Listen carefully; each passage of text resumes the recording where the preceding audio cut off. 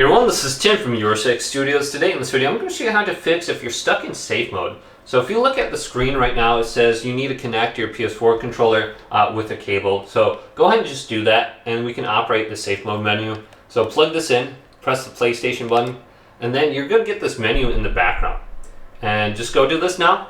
And we can just go up to restart and see if that works. If that doesn't work, go over to change resolution, and this will restart your PlayStation to a screen where you can change your resolution. You can just use this to restart it. Go to option number 3, update using internet. See if just updating your PlayStation will fix the issue.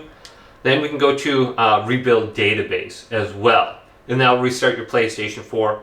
Now the last resorts are option number 4, and then also initialize your PS4. So if nothing else works, go to those two options. Another thing that you can do is just go over to your PlayStation, and just how you got it into the safe mode, you want to do this as well. Just hold down the power button, and this will turn it off. When the PlayStation turns off, just turn it back on. Very simple, or you can just unplug it from the wall outlet and then start it back up. So the light is off. I'm going to press the power button, and it's going to just start up like normal now. So you got all those different options in the recovery menu that you could go ahead and try, plus restarting it by unplugging it from the wall outlet, and then it should just start up like normal.